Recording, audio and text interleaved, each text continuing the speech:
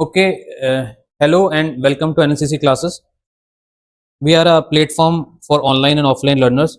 We provide law and other courses like humanities, law all subjects from bachelor's to your judiciary exam, APO, and other government exam.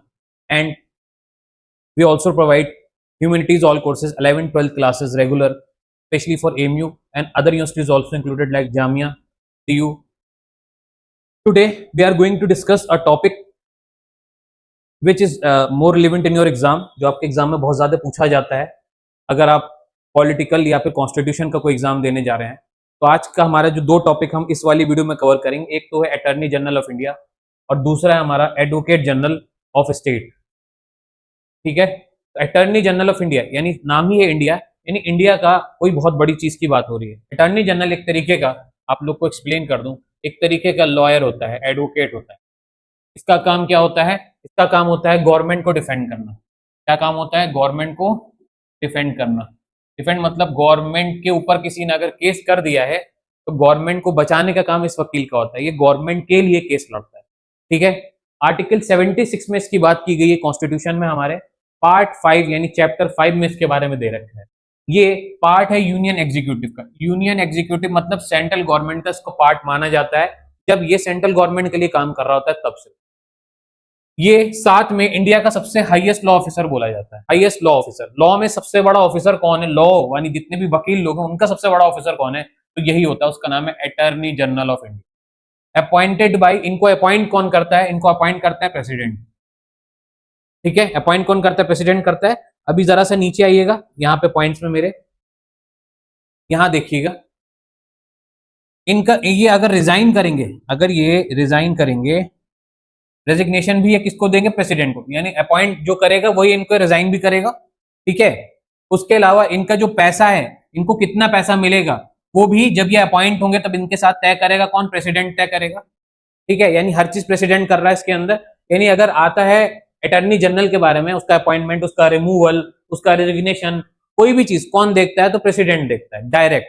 यानी अगर मैं बोलूं removal की बात, अगर मैं बोलूं ये आपका यहाँ रिमूवल की बात, अगर यहाँ पे आप रिमूवल लिख लो, ठीक है, तो रिमूवल अगेन, रिमूवल कौन करेगा? रिमूवल करेगा प्रेसिडेंट। रिमूवल करेगा प्रेसिडेंट। यानी यहां से पढ़िए, मस्ट बी, अगर मतलब कौन, आप में या कौन बन सकता है अटॉर्नी जनरल ऑफ इंडिया? तो भाई वो बंदा अटॉर्नी जनरल के लिए अप्लाई कर सकता है जो सुप्रीम कोर्ट का जज बनने वाला हो। कोई भी वो बंदा ही अप्लाई कर सकता है जो कि कल को सुप्रीम कोर्ट का जज बनने वाला है, और कोई नहीं अप्लाई कर सकता। समझ रहे हो? यानी एक तो पहली बात, इंडियन सिटीजन होना बहुत जरूरी है। दूसरी बात ये कि अगर वो बंदा हाई कोर्ट का जज बनने वाला था, या हाई कोर्ट से 10 साल, मैंने पढ़ाया था हाई कोर्ट में 10 साल वकालत की हो, तो सुप्रीम कोर्ट के जज के लिए आप अप्लाई कर सकते हो।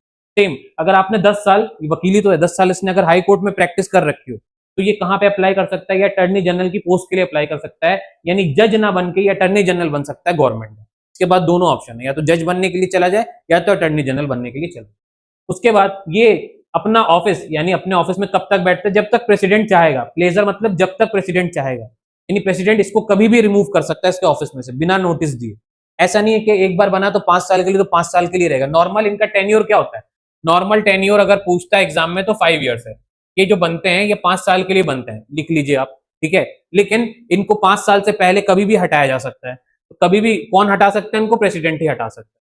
ठीक है, तो ये फुल टाइम काउंसिल नहीं है गवर्नमेंट के। फुल टाइम काउंसिल मतलब यानी फुल टाइम वकील नहीं है गवर्नमेंट के। जब गवर्नमेंट का केस लड़ रहे हैं तब ये गवर्नमेंट का वकील है। उसके अलावा जो इनके पास खाली टाइम है ये प्राइवेट वकील है।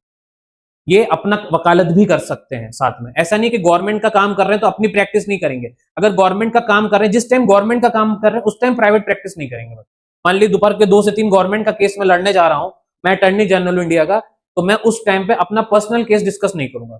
उसके अलावा मैं किसी भी टाइम अपना पर्सनल केस डिस्कस कर सकता हूं। यानी कि प्राइवेट प्रैक्टिस भी कर सकते हैं। ठीक है, सैलरी रेजिग्नेशन वाला पॉइंट हो गया। पहले अटॉर्नी जनरल इंडिया के कौन थे? MC सीतलवात थे। और करंट अटॉर्नी जनरल अभी कौन चल रहे हैं, आजकल कौन चल रहे हैं? R वेंकट रमानी साहब चल रहे हैं। ये हमारा अटॉर्नी जनरल वाला टॉपिक यहाँ पे खत्म होता है। अब हमारा जो अगला टॉपिक है, रुक जाओ, okay, now next topic is, जो इसी से रिलेटेड है, वो क्या है? एडवोकेट जनरल, जो मैं आपको पढ़ाने जा रहा था। इसके अगेन मैं पहले कुछ पॉइंट्स लिख दे रहा हूं, then I will move on to, इसके बारे में आपको मैं समझा दूंगा फौरन। अटॉर्नी ये जो है दूसरे वाले एडवोकेट जनरल, ये क्या होते हैं, ये स्टेट में, देखो यहाँ स्टेट लिखा हुआ है, तो वो इंडिया के सबसे बड़े वकील होते हैं और ये स्टेट के सबसे बड़े वकील होते हैं। यानी हर स्टेट में जो सबसे बड़ा वकील होता है वो होता है एडवोकेट जनरल, लेकिन पूरी कंट्री का जो सबसे बड़ा वकील होता है वो होता है अटर्नी जनरल। एक कंफ्यूज मत होना एग्जाम में अटर्नी और एडवोकेट में, ठीक है। तो एडवोकेट जनरल क्या है, ये भी हाईएस्ट लॉ, अच्छा कहां दे रखा है, आर्टिकल 165 में दे रखा है, पार्ट नंबर 6 में दे रखा है इसके बारे में, यानी चैप्टर नंबर 6 है। इसे हम बोलते हैं हाईएस्ट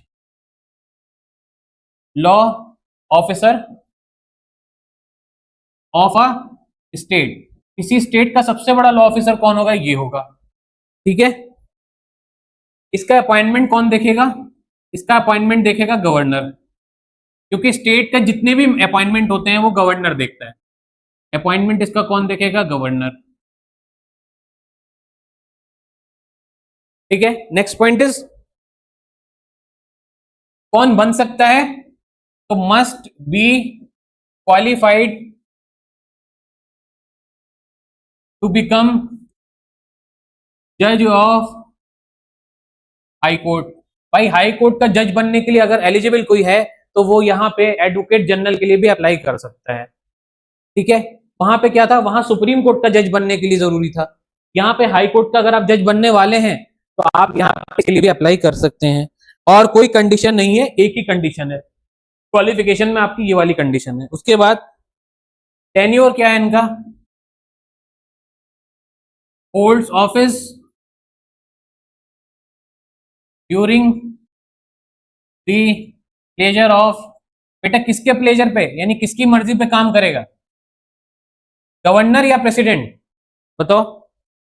स्टेट मैटर है तो प्लेजर ऑफ किसका होगा यहाँ पे, गवर्नर। गवर्नर इनको कभी भी चाहे हटा सकता है, ठीक है। नेक्स्ट पॉइंट इज सैलरी इनकी कौन बताएगा, सैलरी इनकी तय करेगा governor. Salary is determined by governor.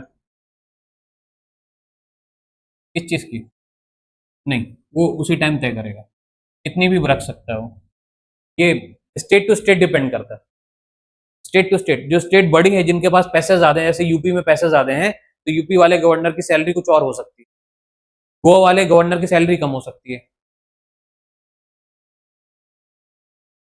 यार इनकी सैलरी कोई भाई थोड़ी हमको थोड़ी बताई जाती है, इनकी सैलरी जो मैं बता दूं तुम्हें, एक अप्रोक्सीमेट बता सकता हूँ कि 2.5 लाख के आसपास मिलता है हाईएस्ट, इतना पता है। लेकिन किसको मिल रहा कहाँ मुझे नहीं पता, ये चीज ये बताई नहीं जाती ना, क्योंकि इनके और इनके बीच की बात है, हमें थोड़ी बताएंगे, ठीक है।